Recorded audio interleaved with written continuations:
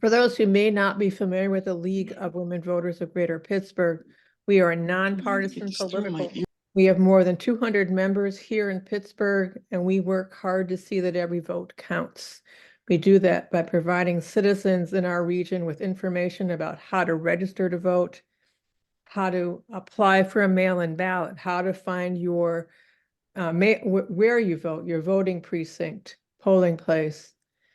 We hold candidate forums, provide resources for voters, present civic education programs in schools, show citizens how to spot misinformation and disinformation. And we just published or will shortly publish our annual guide to local government officials and hold programs such as this evening. If you haven't looked at our website yet, we encourage you to do so. And that would be LWVPGH.org. And maybe Judy can put that in the chat. So our speakers tonight are Christy Bucher, who is the Executive Director of the Pennsylvania Library Association, Dr. Paul Cindric, Program Director with the Allegheny Intermediate Unit, and Bob Shagus, a Hampton Township School Board member. My colleague Marilyn Jenkins will be introducing them, but first I wanted to go over some guidelines. If you need or would like closed captioning, that is available at the bottom of your screen. This program's being recorded. It will be up on our YouTube set and before too long. I don't have the actual date for when that will be posted, but you can find it there once we do post it. We expect lots of questions. But please hold those to the end of the program and put them in the chat, and then we'll respond to those as best we can at the end of the program. And with that, let me introduce Marilyn Jenkins, and she'll take it from here. As long as I can get myself unmuted, I will. Hello, I'm Marilyn Jenkins, and I have a long-standing interest in libraries, having worked in the public library sector for more than 35 years. I had an opportunity to work with our first speaker tonight, Christy Bucher. The Pennsylvania Library Association is an amazing organization that represents the interests not only of the professional librarians in the field, but of libraries in general. And they have done an amazing job over the years, not just with public libraries, but all types of libraries. And I thought it would be good to start with Christy because she has a big picture view of some of the challenges that libraries face with regard to collection challenges in particular. And so we'll start off with Christy. Thank you so much, Marilyn, and thank you everyone for coming tonight. I recognize a few names in the audience of a few librarians that are with us this evening. But for the sake of all of us getting on the same page to start off, let me give you a little bit of background. So as Marilyn mentioned, Pennsylvania Library Association does represent public libraries, academic libraries, and there is a separate school librarians association, but we do speak to their interests on occasion as well. We do represent, as Marilyn said, both the professionals, the staff who work in the library, but we also promote the library as the institution. And I think for our conversation tonight, that's going to be very important. In Pennsylvania, I do represent the whole state. There are 467 state-aided public libraries. And we say that state-aided because generally the other libraries that are non-state-aided are either all volunteer or just small entities that are more of a reading room and space and don't necessarily have a developed collection. Mostly, it's not 100%. We can talk about that later. But as far as talking about libraries, it's been in the news a lot. I know in your region, there have been articles in the newspaper over the past several years about book challenges, book bans, both dealing with public libraries and school libraries. So I want to get a little bit of clarity for all of us, because you may have heard some terms that have been talked about in the news that I think it's important we're all on the same page. The first thing that is often talked about in the library land is what's called intellectual freedom. You think about intellectual freedom. What exactly does that mean? Well, it comes from our First Amendment right, which is for free speech and free press. And intellectual freedom, as defined by the American Library Association, the national organization of which we are an official state chapter, defines intellectual freedom is the right of every individual to both seek and receive information from all points of view without restriction. So it's not just saying what you want to say, but you also have the right to explore other expressions. So that intellectual freedom allows you to explore different viewpoints. Whether you agree with them or not, it gives you that option, and that's part of that free press. So the second part that I want to share with some of you may have heard of what's called the freedom to read. And that comes from a statement that was developed more than 70 years ago. And I think it's important for us to realize this 70 years ago, book challenges and book bans are not really new in concept. They've happened for a very long time, but they do seem to come in waves where there's a big wave of challenges and concerns, and then things settle down for a while, but things crop up again as time goes on. I want to share with you part from the Freedom to Read statement, which talks about most attempts at suppression rest on a denial of the fundamental premise of democracy. And that fundamental premise is, and see if you agree with this, that the ordinary individual, by exercising critical judgment, will select the good and reject the bad. We trust Americans to recognize propaganda and misinformation and to make their own decisions about what they read and believe. We do not believe they are prepared to sacrifice their heritage of a free press in order to be protected against what others think may be bad for them.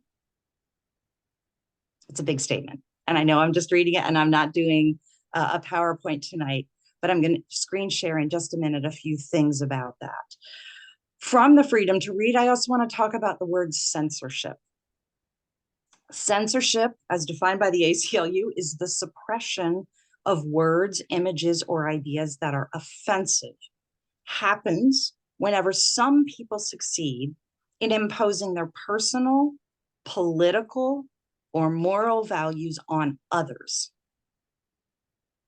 Censorship can be carried out by the government as well as private pressure groups. However, censorship by the government is unconstitutional. One of the things that, as we talk tonight, that I'm going to remind us all to consider is this. Censorship is a difficult topic and often raises a lot of fear, frustration, and anger. However, keep in mind, in most instances, a censor is someone who is sincerely concerned, who believes that censorship can improve society, protect children, and restore what the censor sees as lost moral values. But under the First Amendment of the United States Constitution, each of us has the freedom to read, view, listen to, and disseminate constitutionally protected ideas, even if a would-be censor finds those ideas offensive. Okay, a lot of heavy stuff. Let me screen share a resource that I want you all to be aware of as we talk tonight. There's great talking points, toolkits, and information. And it's a website, uniteagainstbookbans.org. It was developed by the American Library Association, but it's not exclusive to them. And I say that because there are more than just libraries working on preventing censorship, preventing book bans. There are the authors, there are the publishers, there are the writers, and a lot of groups who want to make sure that access to information is open to any and all of us. So when we go to uniteagainstbookbans.org, there is the whole freedom to read statement. And I'm just scrolling here briefly, uniteagainstbookbans.org, freedom to read statement. It's essential to our democracy. And I think as we think about what libraries are doing, that freedom to read and access to information developed 70 years ago, a lot of different endorsers, sponsors, Association of University Presses, National Coalition Against Censorship. You as a person can sign on individually to indicate that you believe in the freedom to read. I encourage you to do that. But it goes through a lot of different aspects of that pressure to conform, talks about our history, and that reading is one of our greatest freedoms because it is a core for an educated population. And with an educated population, you can have democratic freedoms. And they affirm several different propositions, which I'm not going to go through tonight. Also on the Unite Against Book Bans, there's book ban data. So when we talk about what's going on in the world, like, okay, in 2022, at the end of the year, there were 1,269 reported book bans. Now, oftentimes book bans don't get reported. It might have been handled in a local situation. So we know that that number is probably lower than what is actually happening. And a book ban is when somebody is preventing others from having access to that resource or material, regardless of whether it's available somewhere else. If it's being removed from a library, a public library, a school library, that is a book ban. A challenge is when somebody comes up to the librarian or library staff and says, hey, I have a problem with this book. I think you should look at it. I think it should be moved from the children's section to an adult section. I don't think you should have this book in the library at all. That's a challenge, but it's not removed at that point. When a book is removed, it is banned. As of September of 2023, we don't have our 2023 final data just yet, but there were already 695 attempts. And out of those 695 attempts, it was for 1,915 unique book titles. So almost 2,000 books have been challenged in early 2023. That's not even through the end of the year. But what that also shows us is, just under 700 challenges. That means that everybody is not just submitting a single book. They're submitting a list, or they're submitting multiple titles that they disagree with. And that's the big difference that what we're seeing right now in the community.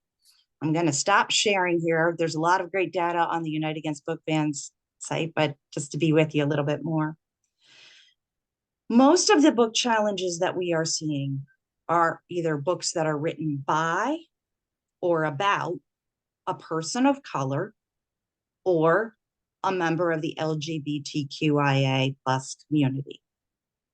Those are the greatest numbers of challenges. That's the overwhelming majority.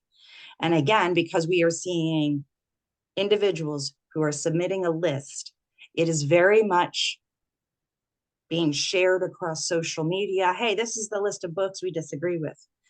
In previous cases and times when challenges have risen up, it's generally been a person who's kind of bumped into the book, if you will, in the library.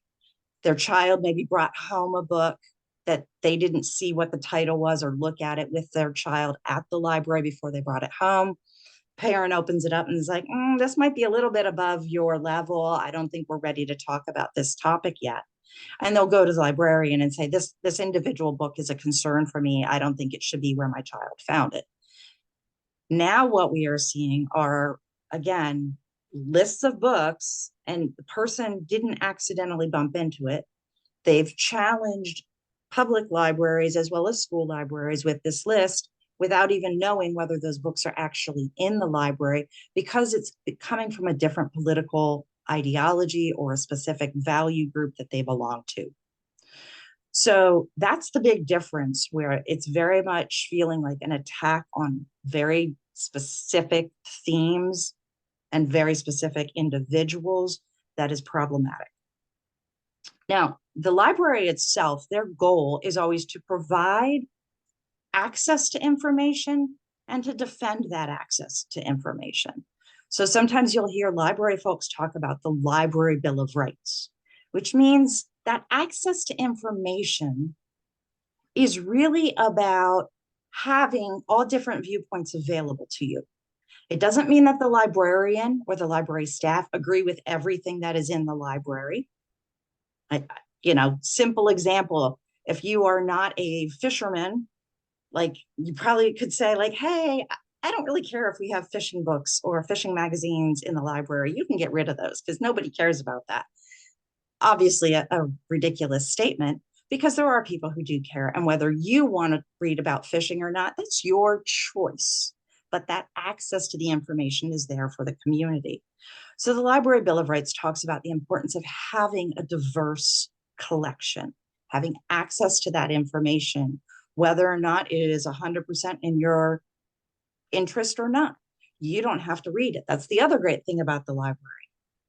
It's a place of voluntary inquiry. It's not curriculum where you have to do it.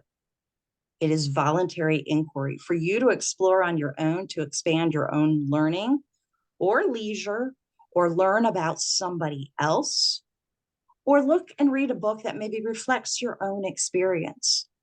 So the library should have things that reflect you and your interests, helps you explore other interests and the world around you, and maybe other experiences that you're going to have no idea what they're about, but you get to choose that. It is not forced upon you. So in the library, that collection development, it is done by trained professionals. Library directors in Pennsylvania are generally folks who have their master's degree in library and information science.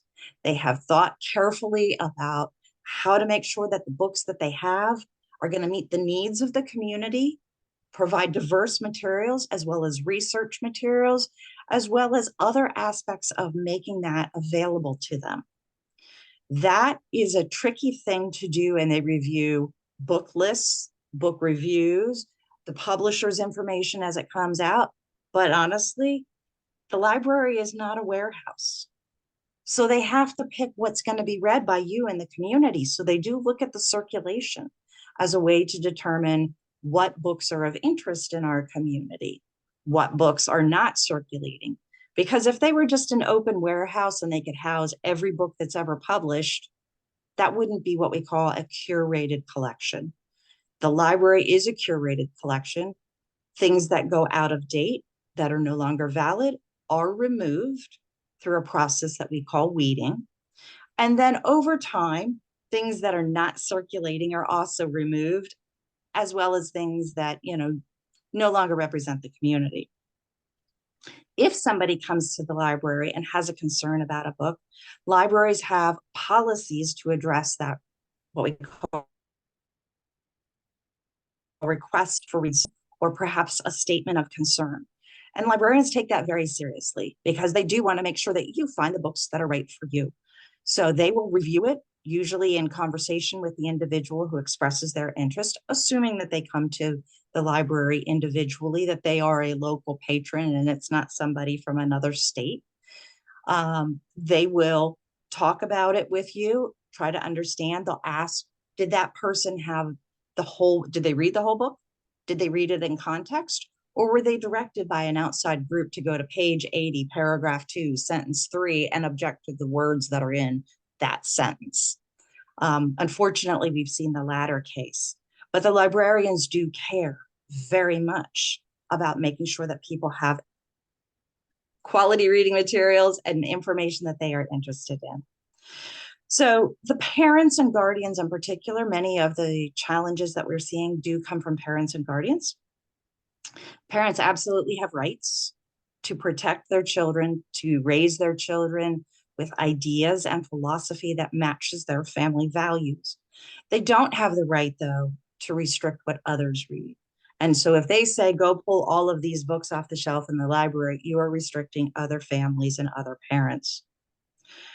So when we are having these challenges and requests for reconsideration happen, One of the biggest things that we need to think about in the library world is, and that's why I brought up earlier about thinking about who a potential censor might be, that they are an individual who cares.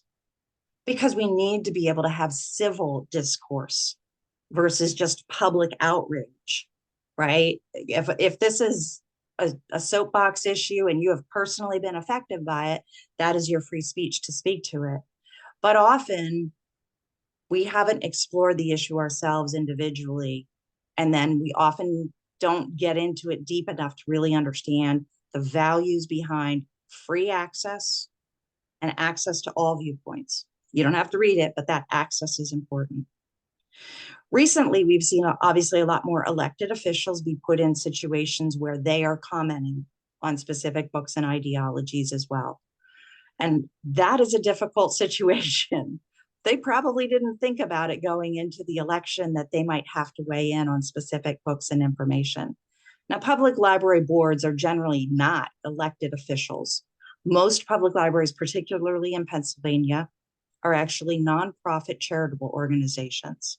So those officials that are serving on the library boards of trustees are there to help raise money, help guide policy for the library, and represent their community interests. But it's a tricky thing because libraries, like the League of Women Voters, are nonpartisan. All opinions are welcome in the library. All viewpoints are welcome. So we're not going to pick and choose one side or the other. You've got to have all of that information. Unfortunately, when these issues do end up in the media, it's often a little confusing to follow because they're going to hit the high points and not the real deep conversation. Unfortunately, we've seen way too many threats made to libraries, literally threats, and we've seen threats against library workers, accusations, people in their face pointing the finger, saying, you're a terrible person for having this book in the library. And that book may not represent their interest at all, but they're providing access to information. So library workers are under attack as well. They are on the front lines. And that's why I remind us all that we have to be able to have civil discourse about it. The other part that's really concerning right now is the threats to close libraries, to take away library funding so that you can't buy books or you can't have a collection, or some folks are stepping out of their lane and saying, well, I'm only going to fund these types of books. That's not really how public libraries work when you're providing access to information. And those threats to library funding are really concerning because we want to have the freedom to read, because we believe that people have to be able to read and understand information to improve themselves and their community. One of the tools that on the Unite Against Book Bans website that it thinks particularly relevant for all of us tonight is they do have a sample candidate questionnaire. We are going into election season, and it's important to think about whether or not your candidates believe in that freedom to read and access to information. Now, under the Unite Against Book Bans, I didn't show you the exact point on the web pages, but basically they share these 5 principles.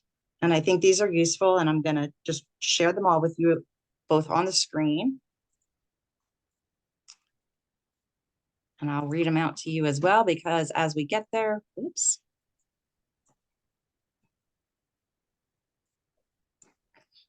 So we have partners, and here are our 5 issues or 5 principles.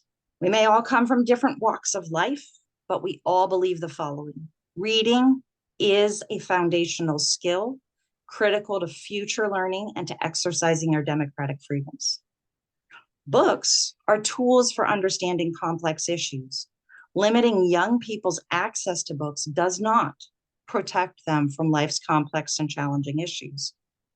Third is individuals should be trusted to make their own decisions about what to read. Parents should not be making decisions for other parents' children. And young people deserve to see themselves reflected in a library's books. So on that note, again, uniteagainstbookbans.org is a great resource and tool. I encourage you to sign on and explore the toolkit and information that's there. I know we'll have time for questions later. So at this point, I'll pause here. Marilyn, throw it back to you and our next speaker. Thank you, Christy. That was extremely enlightening. And I appreciate all that you bring to the table in terms of your experience. We're going to shift a little bit. I'm going to introduce Dr. Paul Sindrick from the Allegheny Intermediate Unit. The AIU deals with public schools and school districts. So they have a slightly different take than what many may think of in terms of libraries. They also deal with curriculum. And so I'm going to have Paul talk a bit about what the role of the AIU is relative to materials that are available for students. Thank you so much. I'm going to share here. I don't know if you can see that. So I appreciate having this forum to talk about this important issue. I'm going to begin providing some background information for context. Some of you may be aware of this background, some of you may not be aware of this, but it's important to understand how public education works in the state of Pennsylvania from a macro kind of understanding of that. And then when I'm done, I'm going to pass the baton over to Mr. Shagus, who is the school board director at Hampton.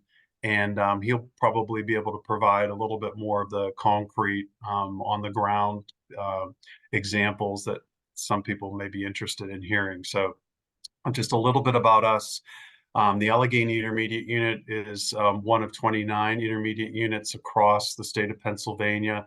The AIU is the largest of those. We directly support 42 suburban Allegheny County districts, but through our programs, because we're so large, programs like the Math Science Collaborative, the Reading Achievement Center, and our AIU Educator Induction Program, we reach beyond those 42 districts. We serve as a resource to districts around the county for a variety of reasons. We have 200 different programs we serve, young infants all the way up to adults in our myriad of programs that we have.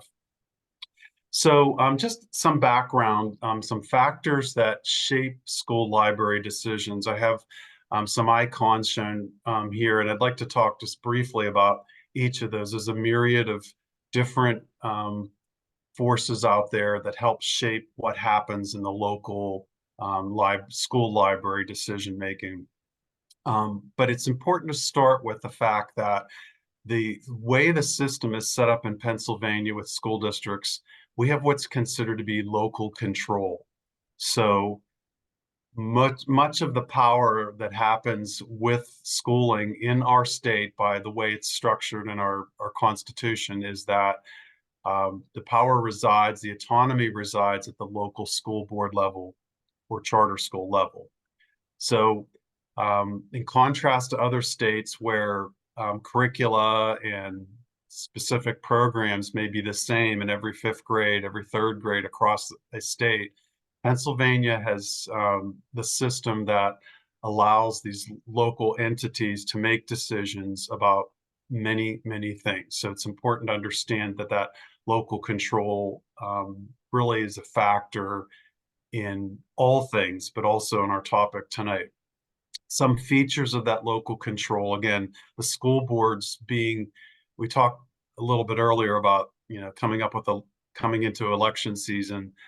It is really important when school districts and people in schools areas vote for their school directors, because they do have a lot of power and they do make a lot of decisions. Some of those being budgetary decisions, and budget plays a role in everything, of course, but also in the selection of books. Books have to be paid for in school libraries. So school boards make the decisions about how much money to spend and what to spend on particular books and resources that are in the library. Local school boards make curricular decisions. So one of the benefits and aspects of school libraries is that they serve to complement what's going on in schools. So they complement the curriculum that's been decided locally. Local decisions or personnel decisions are also made by school boards. So whether to have a school librarian, how many school librarians to have, what support staff, or there school library aides that go into school? Is there one librarian per school district, one librarian per school? All of those decisions are features of what happens at the local school board level. And then, of course, local school boards develop policies, procedures that make direction about everything, but also our topic tonight, making the decisions about what happens in the school library. So it's important to understand that this isn't a top-down kind of a state where the Harrisburg is going to say to schools, you have to have this many amount of books, you have to have these types of books, you have to have so many of this. I'll be showing you an example of some of those very small recommendations that come from the state.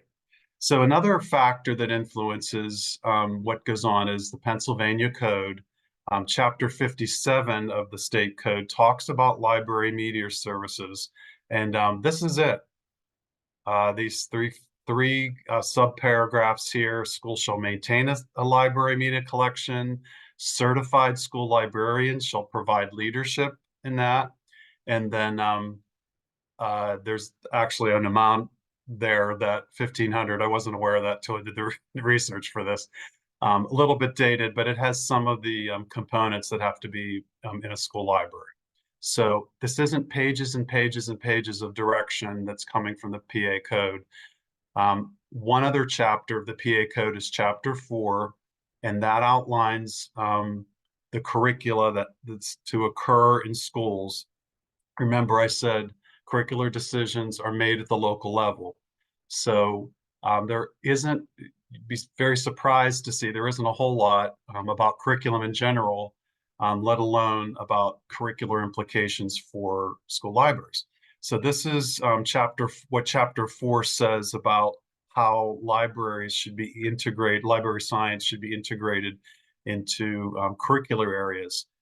And it is only mentioned in the elementary area, the primary and intermediate level. So that's, pre-K up to 5-ish, saying that language arts, reading, writing, phonics, and you'll see including library skills should be part of the curriculum. And then one other subparagraph, 7, understanding and use of library and other information sources. The middle level curricular guidance from the PA code and the high school guidance that comes from the PA code do not mention libraries as well. Again, underscoring my point, the state, by our structure, is saying this is something that happens on the local level, curricular decisions. The State Department of Education, so the PA code that I talked about, that comes from the, kind of the legislative branch. The PA school board is composed of both branches of government.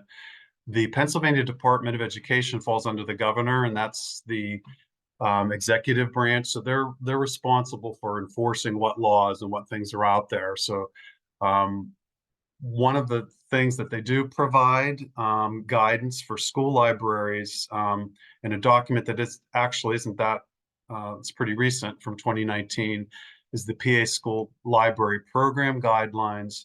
So again, you notice the word guidelines there. These aren't directives, but these are, you can see there's a connection there to national librarians groups that school librarians can take a look at and look at these guidelines. Just very quickly, there's 8 that come from the PA School Library Program Guidelines. You'll notice that the themes that are presented here are akin to what Christy presented as well. Things about choices and intellectual freedom. Those also reside, those ideas also reside in school libraries as well. A couple of indicators that I thought were germane to our topic. Indicator 3 of that guideline, that engage libraries should engage learners in instructional opportunities that address multiple literacies and diverse perspectives. Again, kind of dovetailing with what we've heard earlier. In indicator 5 of that guideline, school library programs positively impact learning when they champion intellectual freedom as every learner's right. So just a couple of indicators from those program guidelines. Again, this is from the guidance from the Department of Education. It's another area from the state, but again, guidelines as well. And then it's important to understand that our school libraries, like public libraries, are connected to Access PA, which operates power libraries. So that's the ability of libraries to be able to get information from and sources from outside of themselves. So it's a practical example of that. When I was a high school teacher, and I was a history teacher, and I did different types of projects, I would often go to my school librarian, who could provide me a lot of resources that I didn't have in my classroom, and resources that she didn't necessarily have in our school library. You could go through Power Library to grab those resources. I did different projects, but did a project on immigration into the United States in the late 1800s, early 1900s. And of course, our school library is not going to have books on the Polish group and the Slovaks and the Carpatho Rus that come in, but my librarian could go through Power Library and go to other libraries and pull these books so that I'd have these resources there for my students to do their research.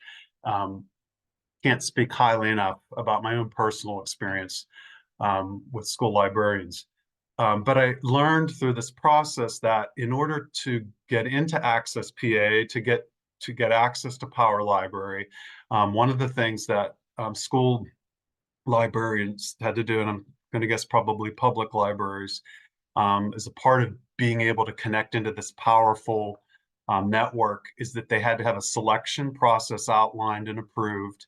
And they also had to have a materials challenge policy approved by their school boards as well. So in order, as a prerequisite to even be able to tap into this great resource. So some librarians reminded me back in the day when they were getting into this, that was like a precursor for them to be able to use that. So that was the impetus for a lot of school libraries and districts to compose these policies.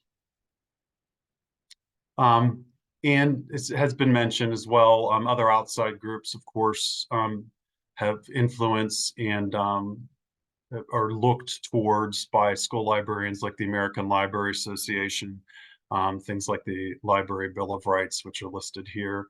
Again, kind of dovetailing nicely with what's been presented before.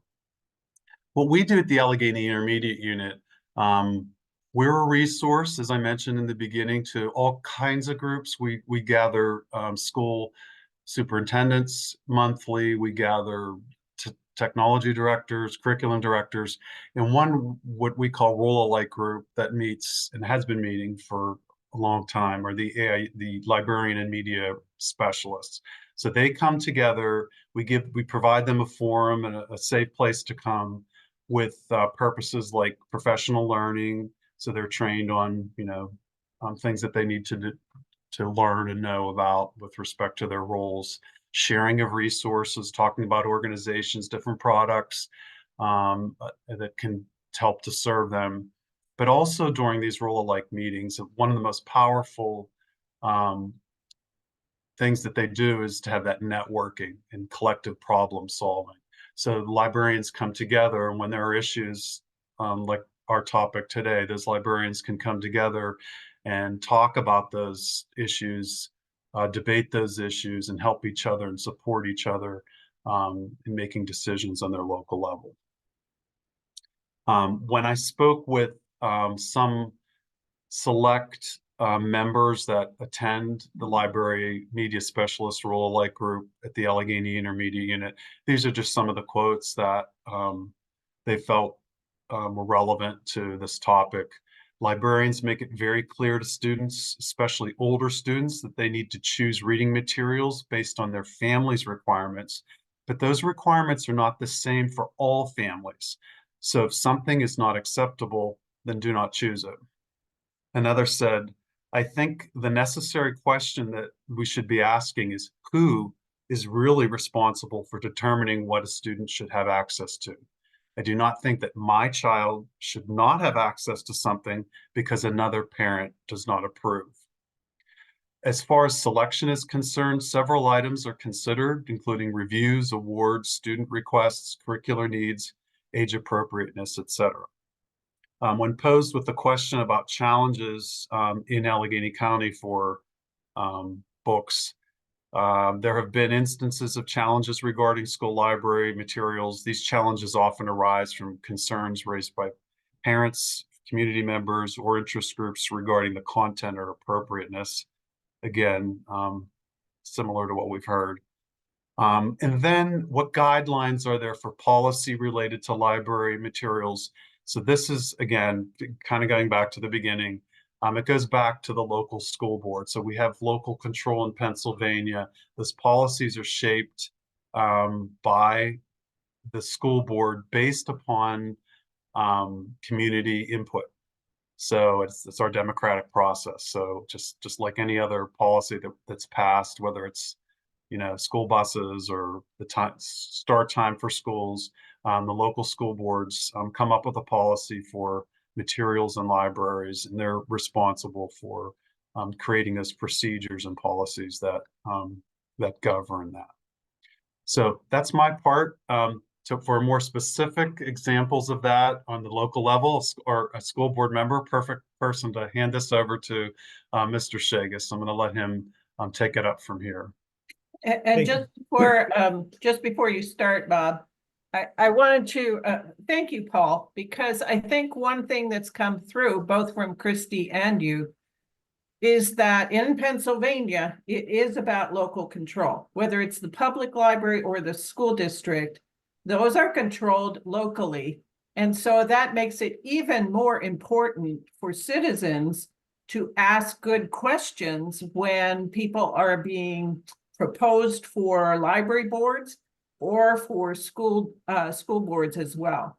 And we are fortunate to have Bob Shagus with us tonight because he actually has that experience serving on a school board. He's also serves on the AIU board as well. So he has a very big picture. And I'm curious, one thing I want to know is what crazy person would ever want to serve on a school board? So you can enlighten us, Bob, on that question. You have to pick the right board. And well, thank you. Christy, thank you. Paul, thank you. I'm done. You covered an awful lot of it. That I can get down into the weeds a little bit from a specific school board perspective. And I tried to make this as general as possible, but in Pennsylvania, it's hard to speak on behalf of 500 school districts, 164 brick and mortar charter schools, 71 career centers, 13 cyber charter schools, and 2,729 non-public and private schools, who each do things slightly differently. So let's take a look at school libraries broadly. As both Christy and Paul mentioned, the libraries that exist in a school, whether it's the elementary, middle, or high school level, are aligned as school resource materials. They're geared to support the academic requirements of that particular school, and depending on the age of the children there, for doing research, in addition to have open discussions. A lot of schools, the librarians during library hour will lead discussions with the kids, either about a book or about a topic, and say that if you want more information on a topic, here are 30 different books that you can take a look at. And then after you look at the books, then we can talk about it again, because you probably picked up some new ideas you'd like to understand.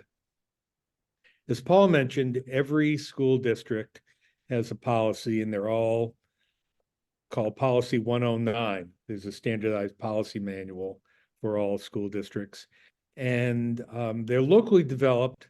They are fairly consistent. I went through several in districts around the states, and they have about the same wording in the core portions, and they are all referencing back to the Pennsylvania School Code of 1949. It's really not that old. It's updated constantly, but that's what the law is called. The Pennsylvania Code, again, Title 22, and then any additional regulations that the school boards have to abide by from the Pennsylvania Department of Education. So, as we say, there's a lot of local control, but at the same time, you're working within very specific parameters that are set up by the state. And that's where you get a lot of the consistency from one district to the other. The implementation may change a little bit, but the goal is usually the same. In addition to the policies, many, including Hampton, we put a lot of the details on what we call administrative procedures and regulations. And they provide the actual operational details for the school administrators about how to meet the requirements of Policy 109. Some districts put all of that information in the policy. So Policy 109 in some districts could be 2 pages long. Others, it could be 10 pages, 12 pages long, going into minute detail.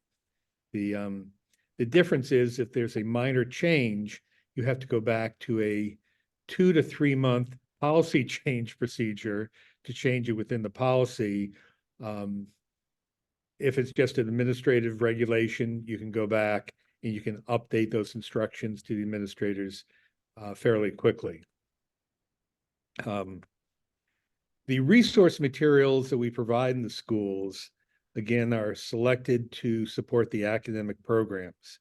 And that's both the hard copy and the digital. And the digital is probably the biggest change I've seen in the last several years.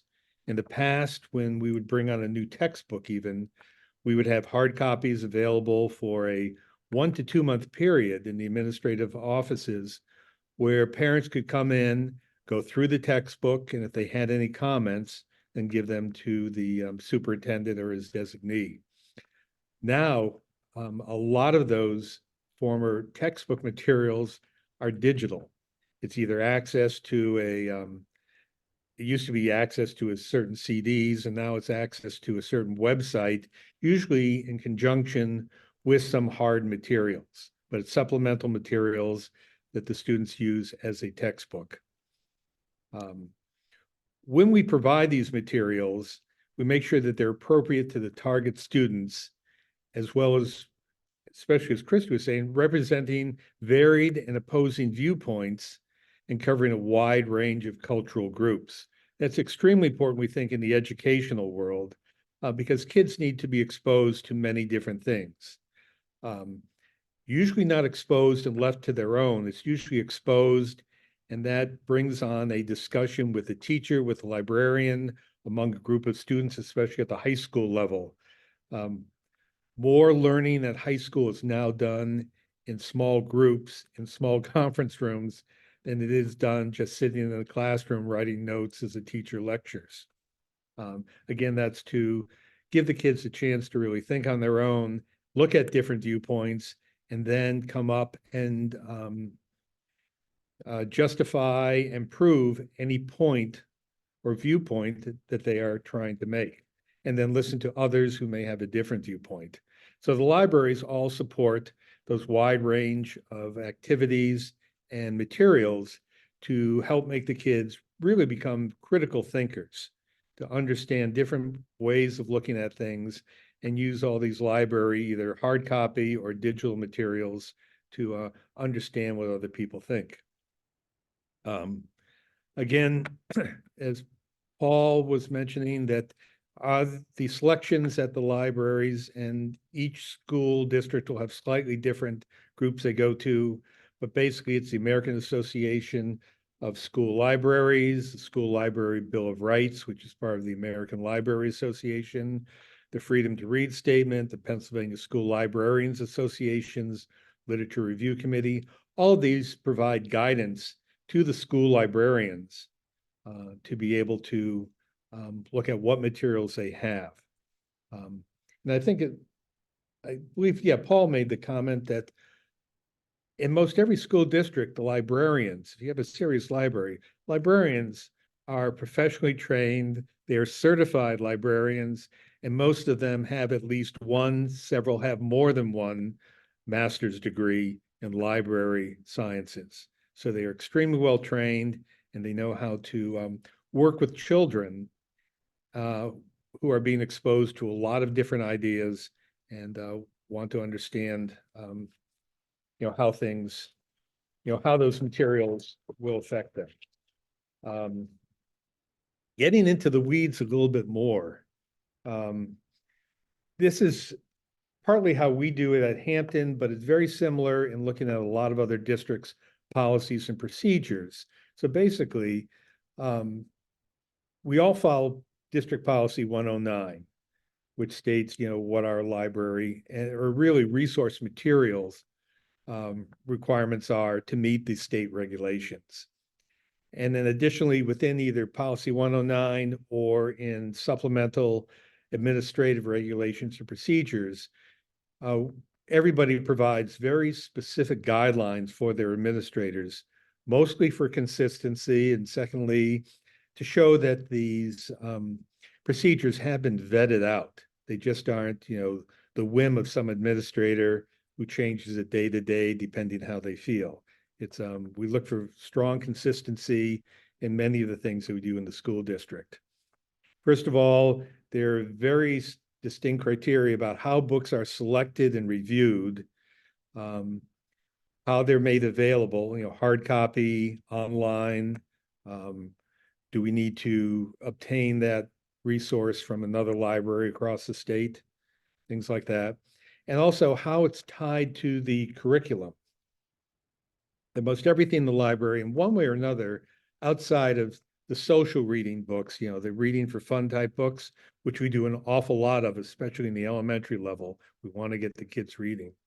But we want the materials that support the curriculum and support the learning objectives that the teachers have. So the teachers will be making recommendations to the librarians, like saying, we're teaching Eastern European history.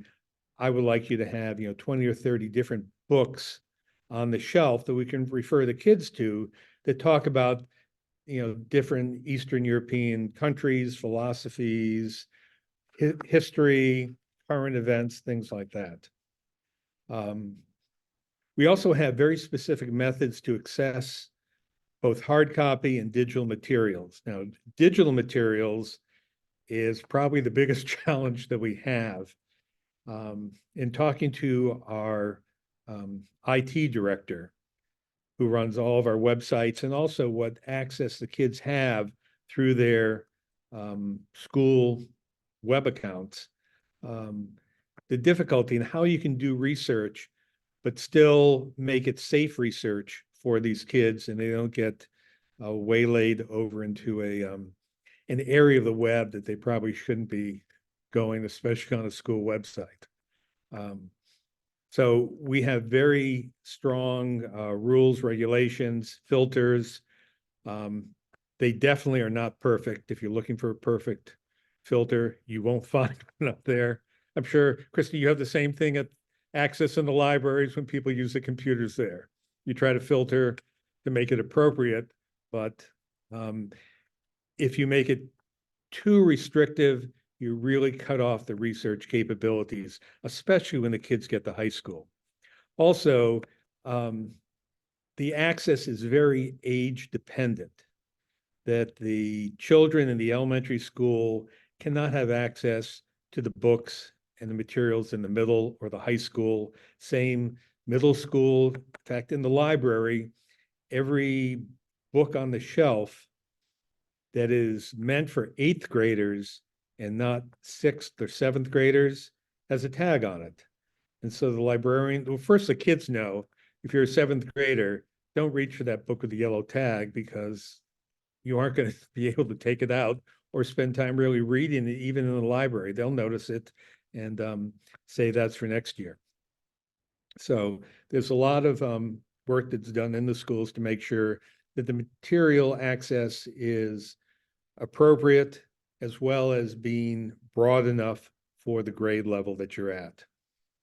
Now, the common theme that I think this program is, looking at too is if anyone in the community or a parent requests for a reevaluation of a book, it's either a book that's in the library.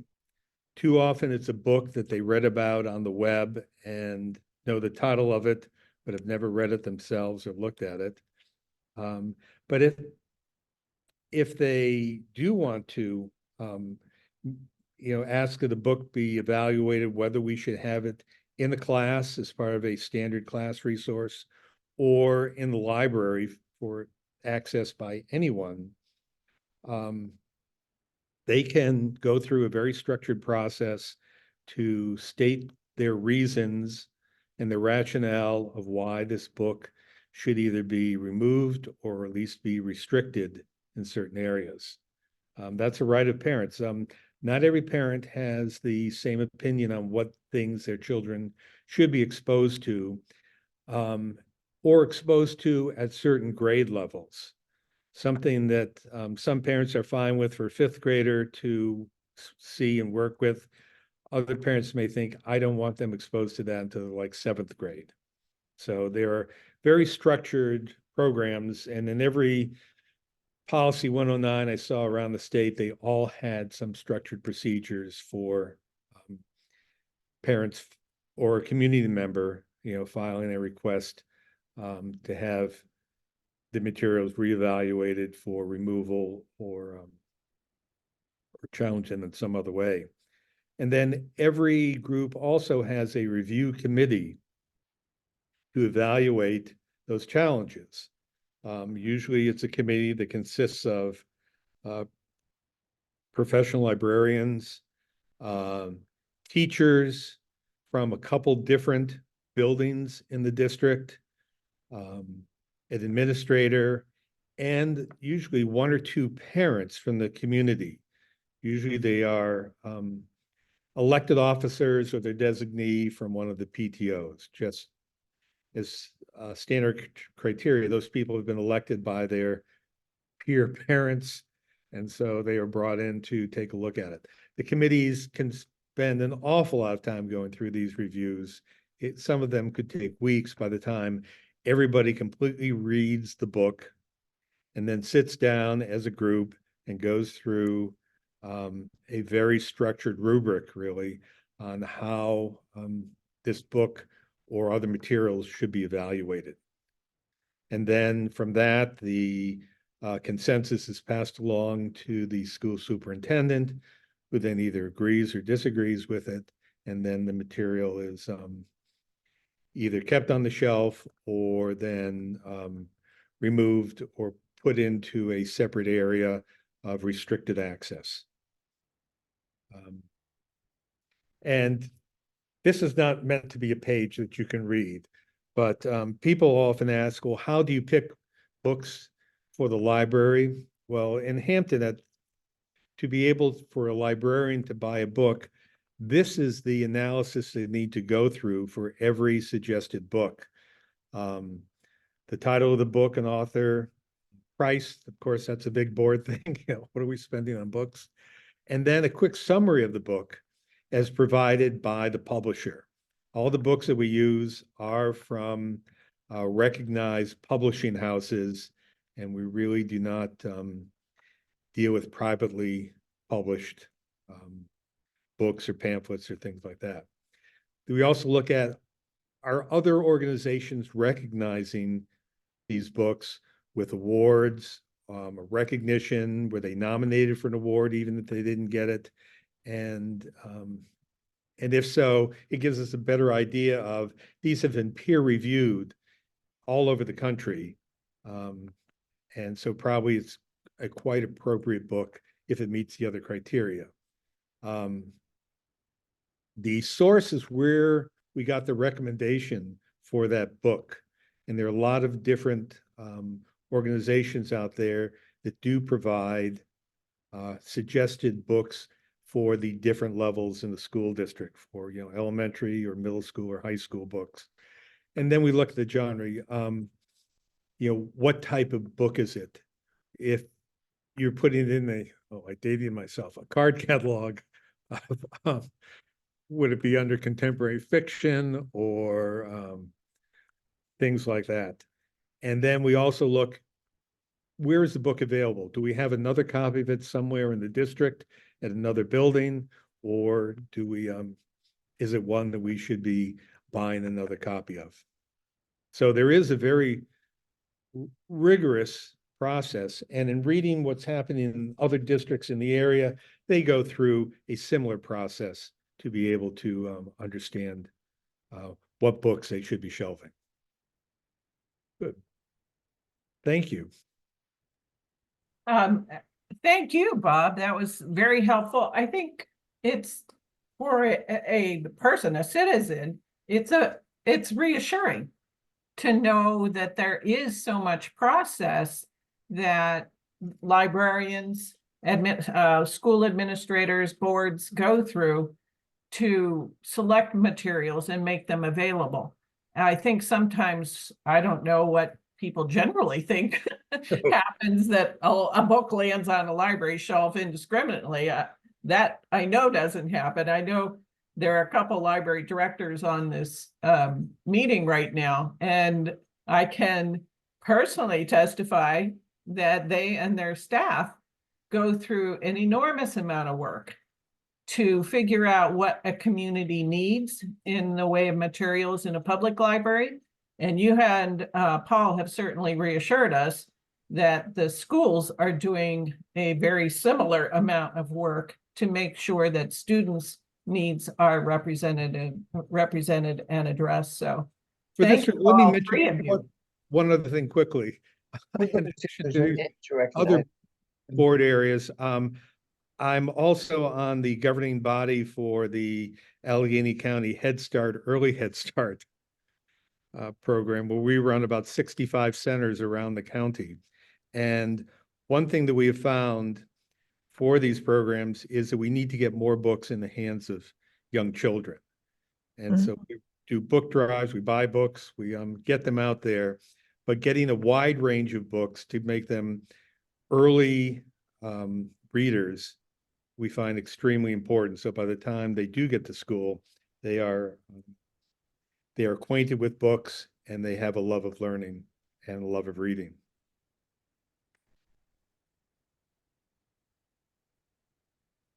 Marilyn, would it be fair to ask some of the librarians who are part of this evening's program to add their thoughts and comments at this point? Sure, I know that Amy Steele is on here, and I know that Robin Vitek's on here. Either one of them can, I'm sure, can share. And could we now maybe have everybody start their camera again? And then we can see people as they chime in, if that's appropriate. Sure. We'll be tiny. I think we ended up with just about 35 participants who actually joined us this evening. Robin, do you want to say a few words about what the Mount Lebanon Library goes through?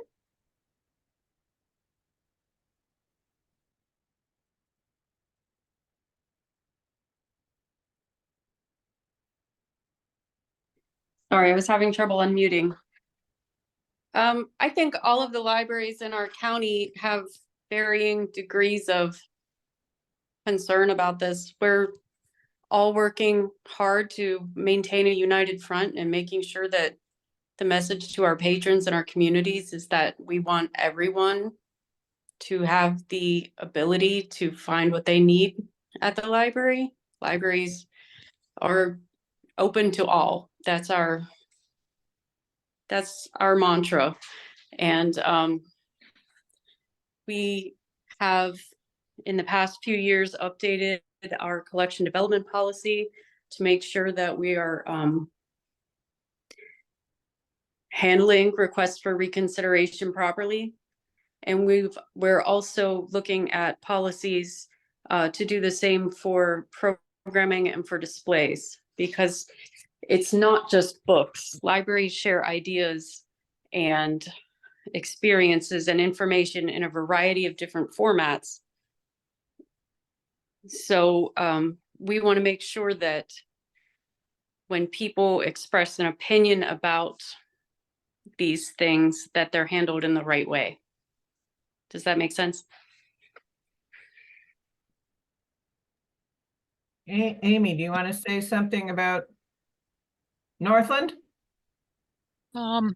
Sure. I would just echo pretty much everything that I've heard tonight. I think all of the presenters did an excellent job in capturing what we do, especially the selection is just that. It's selection. It's not book banning. So as was mentioned earlier, we can't put everything on our shelves. So every day our librarians are making decisions on what to include and what not to include. And we all use a variety of sources to make those decisions, including what our local library patrons are asking for. We track that very carefully through all kinds of data and statistics. Something that we might pass over when we read the reviews and think, nah, that didn't get such a good review. It didn't win awards. But if we get 20 local requests for the book, we're probably going to add it. So, we look at that whole gamut of different criteria for our selections. And I know in Northland, we ran out of space years ago. So every new book that goes on the shelf, something has to come off. So, it's a constant turnover of materials, and whether that's electronic or, physical items, we use the same standards and criteria for that. So, and I would also mention, and she might be upset if I call her out, but Sharon McCrae is also on the call. She was under a disguised name, Amy. You're not supposed to tell her. Sharon, would you like to say something as well? No, I'm good.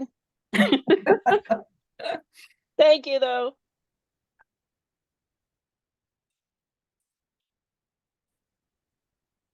Okay. Well, we did have a question in the chat. Are there a substantial number of challenges around the country that are up from before? Or another way, and I had a similar question I within. meant the county, not the country. I meant the Oh, county. okay. With the county, Allegheny County. Yeah. Okay, and I had a similar question of whether some counties in Pennsylvania have more complaints and requests to remove materials than others. Yes. I'll kick us off on this. I can't speak to on the county level, unfortunately, Eileen, other than kind of what we are aware of. And I'll say that from the public library side, there are challenges in Allegheny County, and I know that there are issues in some school districts in and around the area. Across Pennsylvania, however, unfortunately, 2022, we were one of the top, as a state, we were one of the top most book bans across the country. And partly it goes to that concept of a whole list of resources being banned, not just a single title. And that's part of what drives that. Even so far into 2023, with the year-end data not yet complete, we were one of the top 11 states in numbers of titles being challenged in Pennsylvania. So we do continue to have, across the state, significant book bans and challenges. So I'm glad we're talking about this tonight. I don't have it drilled down to a county level to answer you on that. Perhaps, Bob, you could. I think one of the reasons the league is very interested in this topic is because it does come back to the responsibility that citizens have relative to who we elect to school boards. You are elected officials. Most library boards are appointed either by the municipality or there's a process the library itself goes through. But it's very important for citizens to understand these issues and to be able to speak intelligently to their colleagues, their friends about these issues. So from the perspective of a school board member, what do you think people, general people, should be asking in terms of thinking about who they want to vote for or propose to run themselves if they want to address these issues? Okay, this is me speaking personally as opposed to as representative of any school district or board. If somebody is running that they want to, fix that library and take care of those books, that they probably shouldn't be running. Same thing, they should not be running if they want to get rid of the football coach. They should not be running if they want to paint the school buses orange or green or something. Being on the school board, you have to look very broadly at a wide range of topics, focusing on educating all children and making them critical thinkers. So when they leave school, they're ready for the real world and not just some, sheltered. So I would not look favorably on people who are running saying, we need to get rid of these books and the teachers are teaching the wrong thing in the school. As you have seen that the decisions made from books to resources to curriculum and everything else is a very structured and very diligent process. So I guess I would have to answer your question, I'd have a more negative view of somebody running for a board position saying that, this is my hot topic, because whether they get that topic covered or not, then they got 99 other issues to deal with to help run the school board. Again, Carolyn, an item I mentioned right before the meeting began is that the role of a board for a presentation I was just exposed to is to light the runway, not fly the plane. So we make sure that we have the procedures in place, we have the processes in place. We're always there as a sounding board should people have concerns, and then we make sure that they get answered. I got a couple questions tonight at home I have to research tomorrow. But then we make sure that our professionals, have the right tools in place, have the right attitude, and are out there to help all of the children in the district meet their highest potentials. Marilyn, if I can add to that, I agree with everything Bob's saying, that what you're looking for in a school board candidate is somebody who's going to put the children first and not a single issue. Unfortunately, there are some places in the state, Bucks County outside of Philadelphia, really went through some difficult scenarios where book banning, unfortunately, was a single issue for multiple candidates on that school board. And as a result, then the ensuing elections that happened last year went through that. I'm going to screen share for just a second because the sample candidate questionnaire on Unite Against Book Bans, if you're going to do a questionnaire, you need to do it very shortly because our turnaround time of giving them time to respond. And then if you're actually going to do anything with it, and this is just a sample, but certainly asking why are they seeking the office goes right to what Bob said. You want them to be focused on the well-being of our children. And then why should we support your candidacy? These are the 5 principles that are uniting against book bans. Do they agree? Yes or no? And if they mark no, why? Are there any books that they would like to see censored or removed from libraries that they're running to represent? Are there any circumstances which they would support removing a book from a public or school library? If someone is elected, how would you ensure that readers have access to a variety of books available? Sometimes, unfortunately, administrators, both in public libraries as well as in school libraries, kind of proactively in their own mind, they're like, oh, I'm just going to like move this book off while we consider it. And they're not supposed to do that until it's gone through that full request to reconsideration. So having books and making sure that readers have access, even while it's being challenged, is really an important concept. Depending on the level of elected official that you'd send this out to, you know, would they be willing to sponsor legislation that prevents censorship and book bans? Kind of goes through all of that. Why do you think public libraries are important or school libraries are important? Ask them what their experience is with a library. What do you think the role should be? And then would they be willing to sign on to a pledge at Unite Against Book Bans to show that they support fighting back against censorship? Simpler questions: name a book that has influenced you and why. What's the last thing that they recommend, a book that they would recommend? So some fun questions and some important questions if you're really going to talk to candidates about libraries and policies. So it's a great sample to work from. Yeah. In one book that we had, it wasn't formally challenged, it was just made an issue to the administration. The board got a copy of the book and started passing it around, reading it.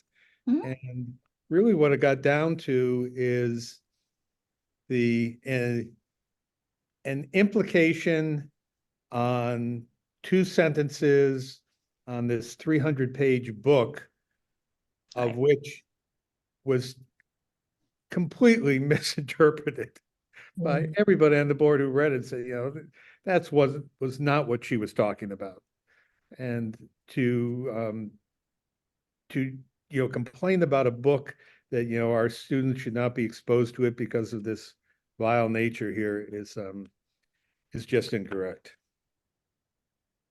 Well, and to reiterate Christie's point, these challenges now, 35 years ago, I was going through challenges in public libraries, you know, questioning books and everything.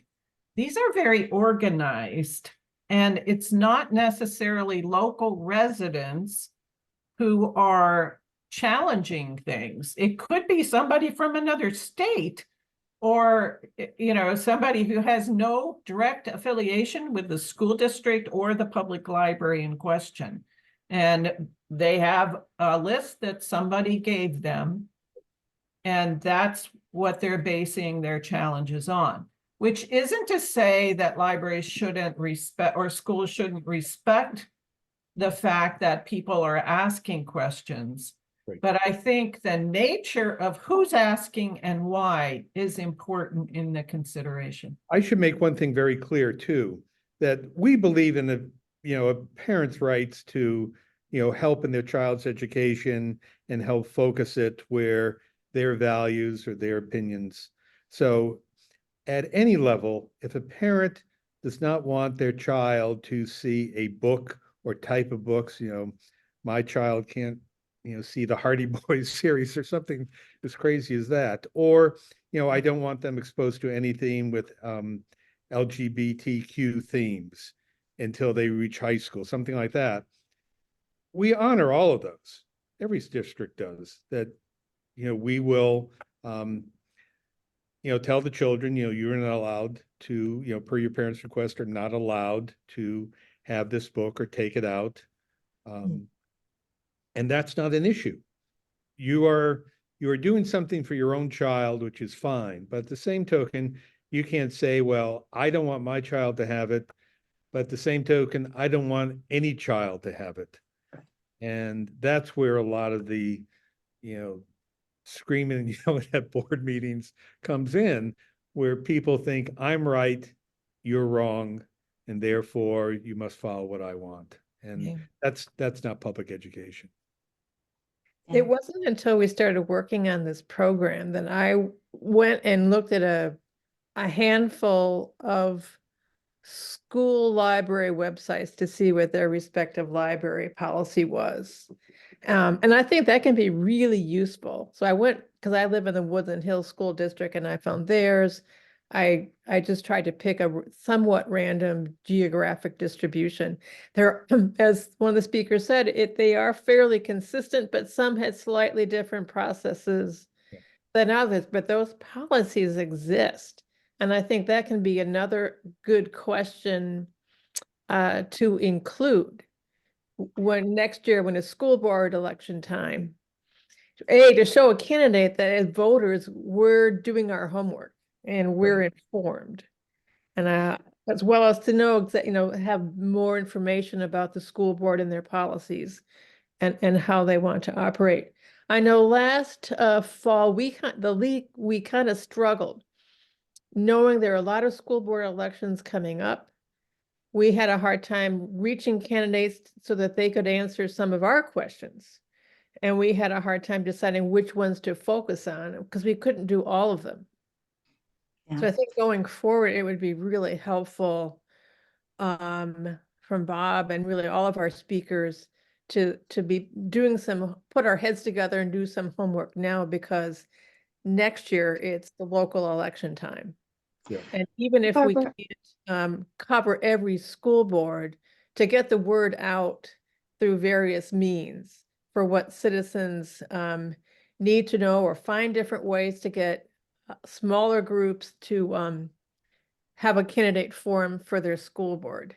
Right. I think that could make a big difference. Yeah, that would be good. One thing, as a caveat, that, when I was running last year, that we received all sorts of survey requests. And some of them were quite focused, are you still beating your wife type questions?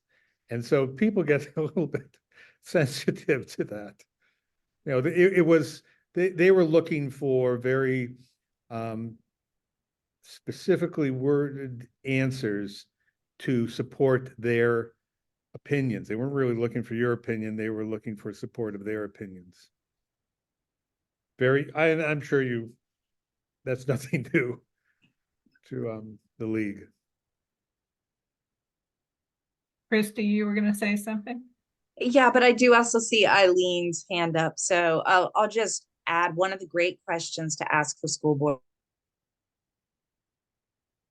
candidates. Do you actually within the school district have a school librarian?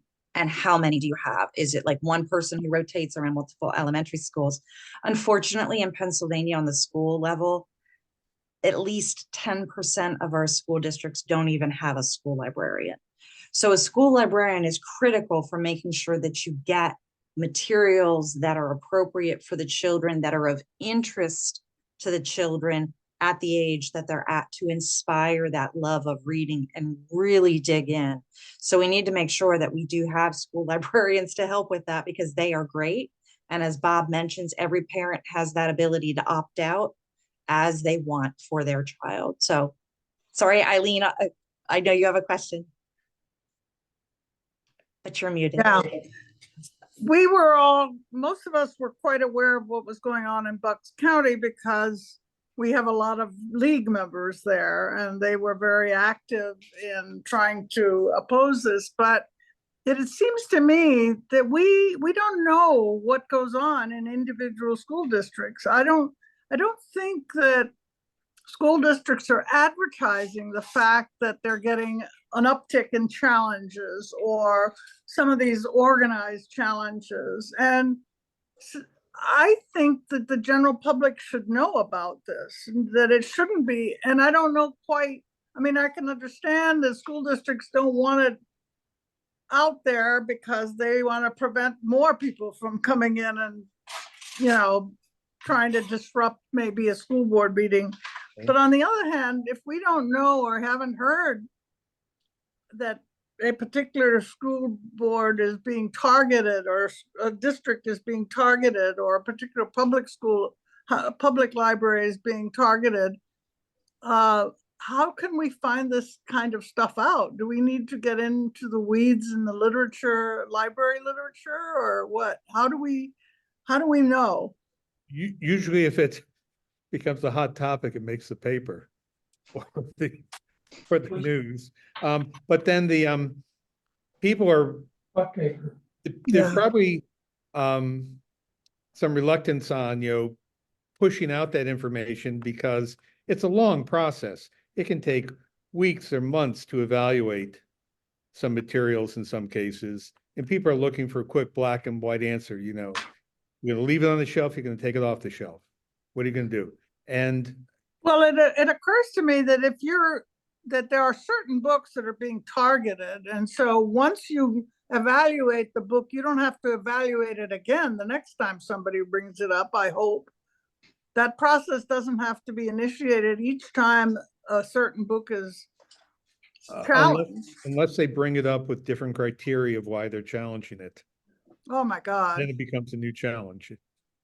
Yeah, and Eileen, unfortunately, the way the targets are working, they might challenge it in 5 different school districts if they are in a certain community.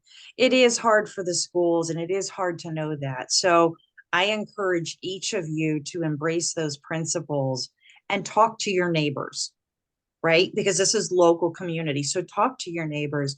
If you know parents at the school bus stop, talk to the parents of the elementary age kids. Say, like, do you take your kids to the library? Are you concerned about it? The library will buy more materials based on what you want if you suggest new books and titles. But it's important to encourage that love of reading and the value of the books and the critical thinking of being able to compare different viewpoints. So I'm speaking and asking these questions as a retired librarian, as a matter of fact. Exactly. who ran a branch library for 6 years and never had a single challenge, way back when things were a little bit less polarized.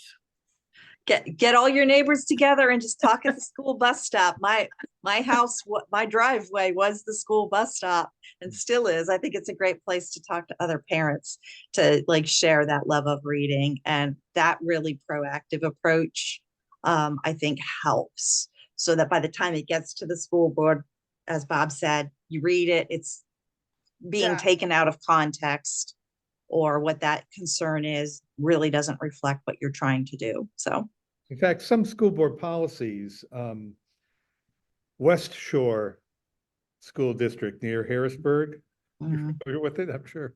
I used to be in that district. Okay. Their policy is very specific that, a book may not be challenged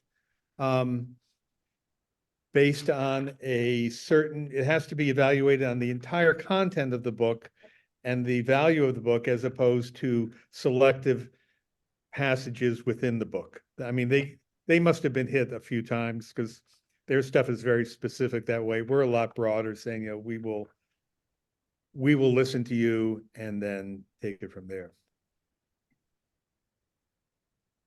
So Amy Steele, your hand is up. I was just going to add, as Robin mentioned, a lot of the public libraries have recently reviewed their request for reconsideration processes, and we've included things much like what we've heard, where you need to be a resident of the communities that are directly being served, so you don't have people from another state challenging materials that are in your library, and including, as she mentioned, programs and displays, things like that. We've also added that the same item can't be challenged within a 3-year period, because, as was mentioned, it takes a lot of time to do this, to form these committees, and everyone on the committee reads the resource and reviews the resource. Sometimes we've had problems. It takes a long time to get a hold of the book because it is so popular. It's checked out and there's a wait list, and we can't get a copy of the book to review it. That legitimately happens. So, we have to preserve our resources as well. We have other things that we need to be doing. So we do try to control that, but we do welcome that our residents are paying attention to what's happening. And sometimes there are materials where we look at and say, oh my goodness, that's an older book. The information in it is no longer valid or accurate, and we don't read every book in our collections every year to keep up with that. And so sometimes there are legitimate challenges, and we are thankful when those are brought to our attention. And sometimes we will remove them. So there's just a lot that goes into it, and it is a very time-consuming process, but we take it very seriously. We do want to talk with people more. Rather, we used to just post our forms for reconsideration on our website. Now we don't have them on the website because we want to invite people to come in and have a conversation with us. Let's talk about it first. Let's hear what's on your mind. After that, absolutely. If you're not satisfied, we'll be happy to provide you with that form. A great challenge for some high school kids would be able to go through the books in the library and then be able to pick which books will be found inappropriate 20 years from now. Mm. Libraries, like everything else, is evolving. Books that were fine back when I was in school 50 years ago, we would find quite, difficult to shelve today. Yeah. Without, I imagine, the ability to say, this is what people wrote about women or people, Black and brown people or Right. migrants. Do we still think this way? No. So, use that book as a tool, a learning tool too, Yes. instead of just erasing it, because that has its own issues, I think.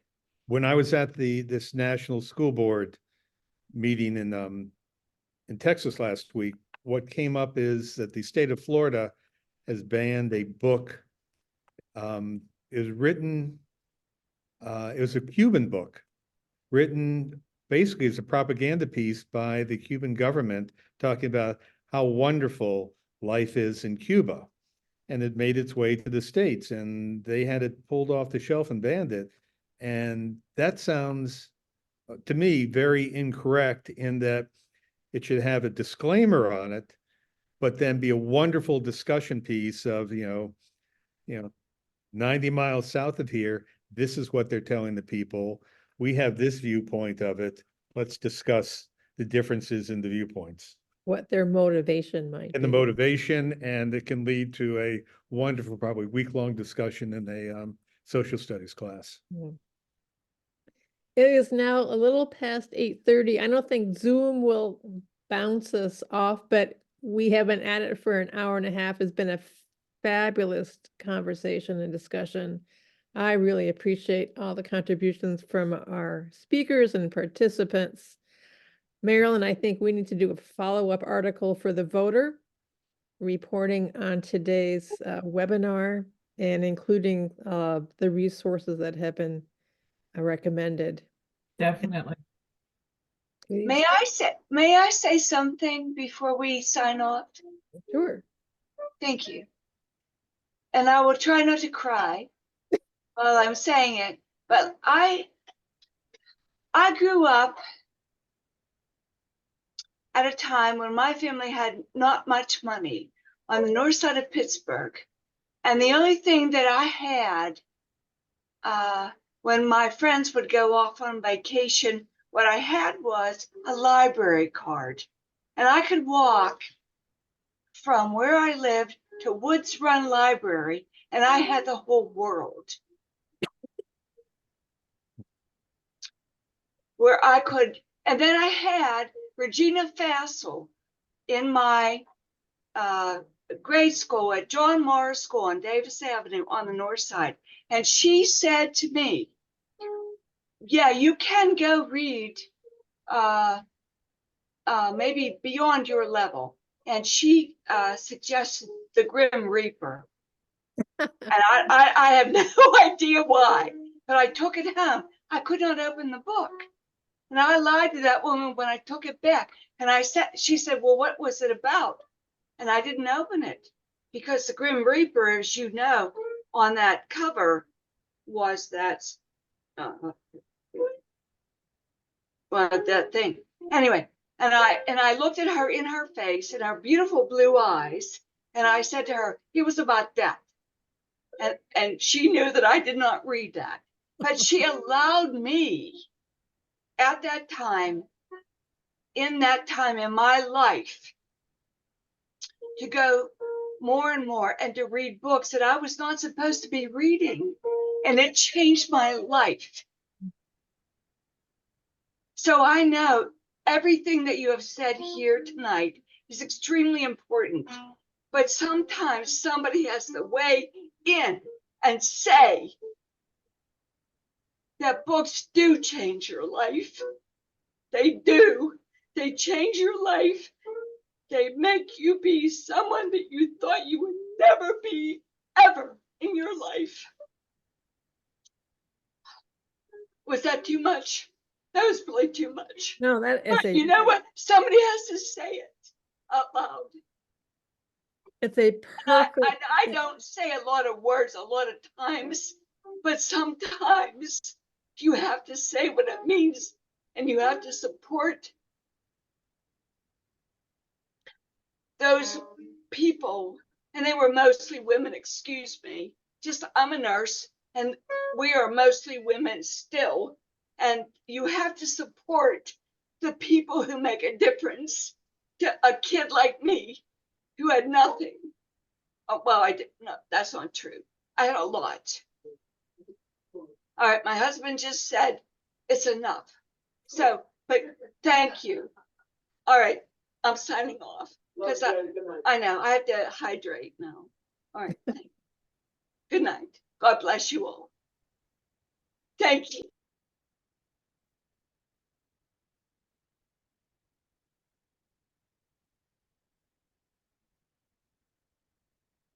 Well, and I think that was a perfect ending.